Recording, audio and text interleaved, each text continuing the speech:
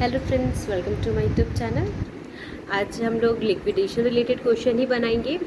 जैसे लिक्विडेशन में मुझसे रिक्वेस्ट की गई थी शरद कंपनी लिमिटेड क्वेश्चंस को, तो आज मैंने आपको उसी क्वेश्चन का सॉल्यूशन दिया है। और बहुत सारे स्टूडेंट बोल रहे हैं कि मैम क्वेश्चंस बताइए, तो मैंने पहले भी बोला है, अभी भी वही बोलूँगी, आप मुझे क्वेश्चंस का नंबर और नेम बता दीजिए तो मैं इजीली उस क्वेश्चन को बता दूँगी।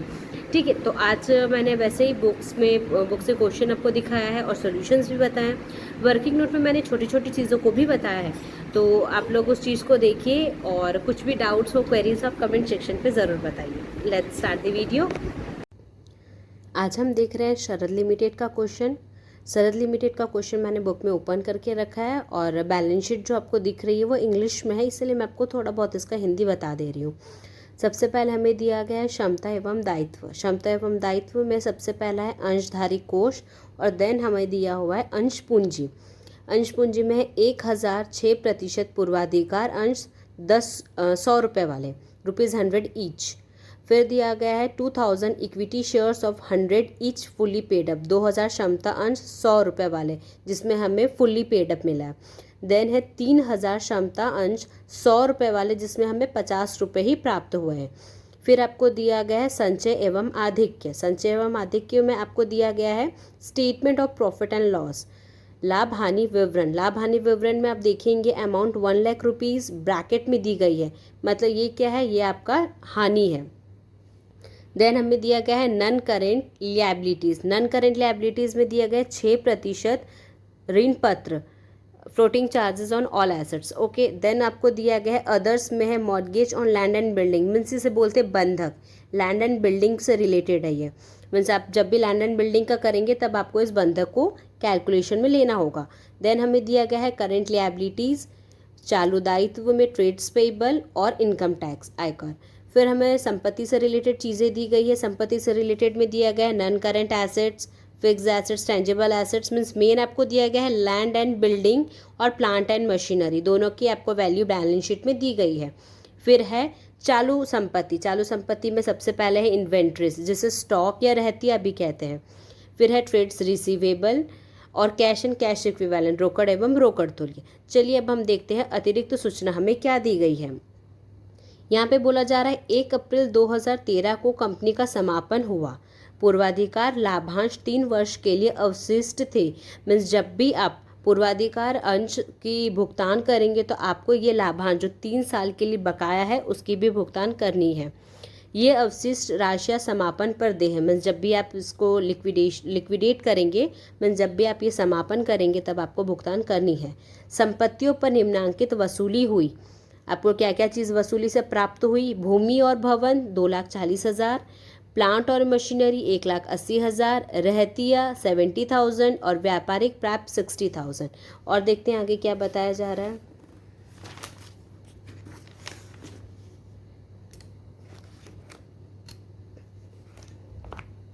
यहाँ पे आपको दिया जा रहा है समापन के व्यय 8,000 रुपये हुए। सभी वसूल की गई संपत्तियों पर 2% पारिश्रमिक और आरक्षित लेनदारों में वितरित राशि पर 3% पारिश्रमिक निस्तारक को मिलेगा। मीन्स आप ये समझ लीजिए कि आपको जो निस्तारक को पारिश्रमिक देना है वो क्या क्या होगा, जो भी आपको संपत्ति से वसूल हुई उस पर 2% और जो भी आप लेनदारों को देंगे तो उसका 3% आपको मिलेगा। फिर आपको आगे दिया गया है कि निस्तारक का अंतिम खाता विवरण बनाइए। उसमें एक लाइन छूट गई है कि सभी भुगतान 30 सितंबर 2013 को हो गए। मीन्स आपको जो भी भुगतान करनी है तो इसमें आपको ध्यान रखना होगा कि सारी पेमेंट आपकी 30 सितंबर में, सितंबर मंथ तक में सारी भुगतान हमें कर देनी है। चलिए अब हम देखते हैं सॉल्यूशन।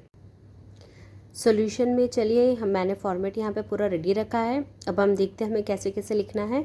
सबसे पहले कॉलम करके आप लिखेंगे निस्तारक का अंतिम खाता विवरण शरद लिमिटेड। शरद लिमिटेड में सबसे पहले आप इस तरफ लिखेंगे प्राप्तियाँ और इस तरफ आप लिखेंगे भुगतान। प्राप्तियाँ में हम वो सारी चीज़ें लिखेंगे जो हमें प्राप्त हुई है। और सबसे पहले हम यहाँ पे लिखते हैं रोकड़। तो रोकड़ में आपको दिया हुआ है 30,000 रुपये, जो आपको ऑलरेडी बैलेंस शीट में दिया हुआ है। देन हम लिखेंगे संपत्ति की वसूली से, जो सारी चीज़ हमें संपत्ति से मिली है तो उसमें हमें सबसे पहले मिला है भूमि एवं भवन। भूमि एवं भवन आप क्वेश्चन में देखेंगे तो आपको 2,40,000 ऑलरेडी दिया हुआ है, पर 2,40,000 में हम 1 लाख जो हमारा बंधक था भूमि एवं भवन से, उसको हम माइनस करेंगे, मीन्स हमारे यहाँ पे आएगा 1,40,000। फिर अब हमारा आएगा प्लांट और मशीनरी, 1,80,000 हमें ऑलरेडी दिया हुआ है। रहतिया 70,000, व्यापारिक प्राप्त 60,000। ये सारी चीज़ हमें प्राप्त हुई है और इसका टोटल आ रहा है आपका 4,80,000। प्राप्तियाँ में और भी कुछ चीज़ें नहीं दी गई है तो हम बस इतने को लिखते हैं। ओके, अब हम देखेंगे भुगतान साइड का। भुगतान में हमें वैसे फॉर्मेट के हिसाब से कुछ कानूनी व्यय वगैरह रहते हैं, लेकिन कानूनी व्यय यहाँ पे हमें कुछ भी नहीं दिया गया है। तो हम सबसे पहले लिखेंगे निस्तारक का पारिश्रमिक। निस्तारक का पारिश्रमिक आपको दिया गया है कि जो भी आप संपत्ति से वसूल करेंगे राशि, उस पर 2% देना है। तो संपत्ति से क्या क्या चीज़ें वसूल की गई है हम देखेंगे। संपत्ति से वसूल की गई है हमें भूमि एवं भवन, रहतिया, प्लांट, मशीनरी, व्यापारिक प्राप्ति। ये 4 चीज़ हमने ऑलरेडी यहाँ पे लिखी गई है। लेकिन हम देखेंगे भूमि एवं भवन में हमारी राशि क्या होगी, 2,40,000, क्योंकि ये हमने वसूल की है। ओके, भले हमने यहाँ पे 1 लाख का भुगतान कर दिया, पर हमने वसूल कितना किया है, 2,40,000। तो 2,40,000 प्लस 1,80,000 प्लस 70,000 प्लस 60,000। देखिए मैंने यहाँ पे वर्किंग नोट में इस चीज़ को क्लियरली लिखा है। संपत्ति से वसूल राशि भूमि एवं भवन, रहतिया, प्लांट, मशीनरी एवं व्यापारिक प्राप्य, और राशि भी यहाँ पे लिखी हुई है। मैं आपको दिखाती हूँ। देखिए राशि 2,40,000, 70,000, 1,80,000, 60,000, मीन्स टोटल आपका आया 5,50,000। मतलब हम जो निस्तारक को पारिश्रमिक देंगे वो क्या देंगे, 5,50,000 का 2%। देखिए यहाँ पे मैंने निकाला है, उसका आ रहा है आपका 11,000 रुपये। दूसरा हमें बोला जा रहा है कि जो भी लेनदार है उस पर 3%। अब हमने लेनदार को तो भुगतान नहीं किए, तो अभी हम क्या करेंगे, 3% लिख के यहाँ पे इस कॉलम को स्किप कर, मीन्स छोड़ेंगे, खाली रख देंगे जगह को। नीचे का कैलकुलेशन पहले करेंगे, जब लेनदारों को भुगतान करेंगे उसके बाद ही हम इसको पारिश्रमिक देंगे। तो नेक्स्ट हमारा आएगा समापन व्यय। समापन व्यय 8,000 हमें दिया हुआ है क्वेश्चन में। फिर है 6% ऋण पत्र। ऋण पत्रधारी को हम पहले देते हैं, कितना है अमाउंट, 1,00,000 रुपये। अब बारी आती है लेनदार की। बुक में लेनदार में 2 चीज़ें दी गई है, व्यापारिक देय और आयकर, मीन्स 90,000 और 10,000। टोटल हमारा कितना है, 1,00,000 रुपये। और हमें क्वेश्चन में बोला गया कि पारिश्रमिक हमें क्या देना है, जो भी लेनदार है उसका 3%। तो लेनदार हमारा 1,00,000 आया, तो 1,00,000 का 3% हमारा 3,000 रुपये आ गया। अब और कुछ भी भुगतान के लिए नहीं रहा है, तो अब हम क्या देखेंगे कि हमारे पास जो भी शेष राशि बचेगी वो हम क्या करेंगे, उसको हम अंशधारी को भुगतान करेंगे। तो जब आप कैलकुलेशन करेंगे तो आप देखेंगे कि आपके पास इनफ पैसे हैं, मीन्स आपके पास शेष राशि इतनी है कि आप पूर्वाधिकार अंशधारी का भुगतान आराम से कर सकेंगे। तो पूर्वाधिकार अंशधारी का भुगतान करने के लिए अब एक्स्ट्रा जो अतिरिक्त सूचना है उसमें हमें दिया गया है कि 3 साल का लाभांश बकाया है। तो अब हम देखेंगे पूर्वाधिकार अंशधारी में क्या क्या राशियाँ होगी। चलिए मैं आपको वर्किंग नोट में बताती हूँ, मैंने वर्किंग नोट में बनाया है उसे।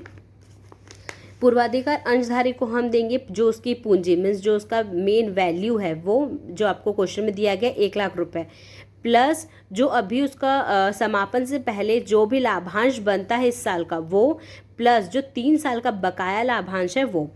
तो अब मैंने 1,00,000 रुपीज़, 3,000 और 18,000 लिखा है, पर ये दोनों राशि कहाँ से आई वो मैं नीचे बताती हूँ। लाभांश जो आप देख रहे हैं, तो लाभांश है आपका 1,00,000 रुपये, 6%, 6 माह के लिए। 6 माह के लिए क्यों, क्योंकि अप्रैल से आपका मंथ स्टार्ट होता है, मीन्स अप्रैल, मई, जून, जुलाई, अगस्त और फिर सितंबर, मीन्स 6 मंथ्स होगा। तो आप 6 महीने के लिए निकालेंगे, 3,000 रुपये आता है। और जो आपका ये बकाया लाभांश है वो 3 साल के लिए बकाया है, मीन्स 1,00,000 इंटू 6% इंटू 3 आपका आ गया 18,000। तो टोटल आप अंशधारी को क्या देंगे, 1,21,000, 1,21,000 ये आप करेंगे भुगतान। इस भुगतान के बाद आपको चेक करना होगा, जैसे आपने यहाँ पे ये भुगतान कर दी, अब आपको चेक करना होगा कि आपके पास क्षमता अंशधारी को देने के लिए कितनी राशि बचती है। तो हमने जैसे कैलकुलेट किया तो हमारे पास आ रहा है 1,37,000। ठीक है, अब हम देखेंगे कि ये दोनों अलग अलग संख्या है और दोनों का भुगतान भी अलग अलग है, क्योंकि 2,000 क्षमता अंशधारी ने पूरे 100 रुपये दिए हैं और 3,000 क्षमता अंशधारी ने सिर्फ 50 रुपये दिए हैं। मीन्स ये जो 2,000 क्षमता अंशधारी उसने हमें ज़्यादा पैसे दिए हैं, तो इनको हमें ज़्यादा पैसा रिटर्न करना पड़ेगा। तो जब हमारे पास इस टाइप का क्वेश्चन होता है तो हम क्या करते हैं, जिसने हमें ज़्यादा पैसा दिया है, जो डिफरेंस आता है, जैसे इसने 100 रुपये दिया, इसने 50 रुपये दिए, मीन्स 50 रुपये का डिफरेंस आ रहा है, इसने हमें 50 रुपये ज़्यादा दिया है, तो अब हम क्या करेंगे, हमारे पास जो राशि है उसका 50 रुपये, इसको हम पहले ही भुगतान करें ताकि शेष राशि को हम बराबर में बांट सकें। मैं आपको इसको कैलकुलेशन वे में बताती हूँ। मैंने इसके लिए वर्किंग नोट बना है, चलिए देखते हैं। क्षमता अंशधारी के लिए देखिए, क्षमता अंशधारी के लिए हमारे पास शेष राशि बच रही है 1,37,000। ठीक है, अब 1,37,000 बच रहा है, तो अब हम क्या करेंगे, जो 2,000 अंशधारी है, क्षमता अंशधारी, उन्होंने हमें 50 रुपये अतिरिक्त दिए। मीन्स 3,000 वालों से 2,000 वालों ने हमें 50 रुपये ज़्यादा दिए। 100 रुपये कंप्लीट दिया था, मीन्स 50 रुपये ज़्यादा दिए, तो उसका हक बनता है कि वो पहले इस 50 रुपये को ले ले। मीन्स 1,00,000 रुपये हम सबसे पहले ये 2,000 क्षमता अंशधारी को भुगतान करेंगे। तो अब हमारे पास राशि कितनी शेष बचती है हम देखते हैं। अब हम देखेंगे, यहाँ मैंने कैलकुलेशन किया, माइनस किया है, हमारे पास राशि अब बच रही है सिर्फ 37,000। तो 37,000 अब हम 2,000 और 3,000 क्षमता अंशधारी में बराबर में बांटेंगे। ठीक है, तो आपका कैलकुलेशन दो फॉर्म में हो सकता है। एक कि आप इस राशि को डिवाइडेड बाय 5,000 भी कर सकते, तो आपको पता चलेगा हर एक अंशधारी को क्या भुगतान करनी है। तो आप मल्टीप्लाई बाय 2,000 और मल्टीप्लाई बाय 3,000 करके आप आराम से निकाल सकते हैं। या फिर दूसरा वे है, जो हालांकि फर्स्ट वे सबको आता है, इसलिए मैं सेकेंड फॉर्म में भी बताना चाह रही हूँ। तो सेकेंड वे है, वो है 2,000 और 3,000 को हम डायरेक्ट रेशियो फॉर्म में बना लें, मीन्स 2:3 फॉर्म में बना लें। ठीक है, अब आप इसको डायरेक्ट कैलकुलेशन कर सकते हैं। जैसे 2,000 अंशधारी को क्या होगा, 37 का 2/5 हिस्सा मिलेगा, मीन्स 14,800 मिलेगा। यहाँ तक आपका क्लियर होगा कि यहाँ पे आप कैलकुलेट करोगे तो आपका आएगा 14,800। लेकिन जैसे कि मैंने आपको बताया कि 2,000 जो क्षमता अंशधारी है उनका 1,00,000 रुपये पे भी अधिकार बनता है। तो इसको हम प्लस 1,00,000 करेंगे और 1,14,800 रुपीज़ हम क्षमता अंशधारी मीन्स 2,000 वाले जो क्षमता अंशधारी उसका भुगतान करेंगे।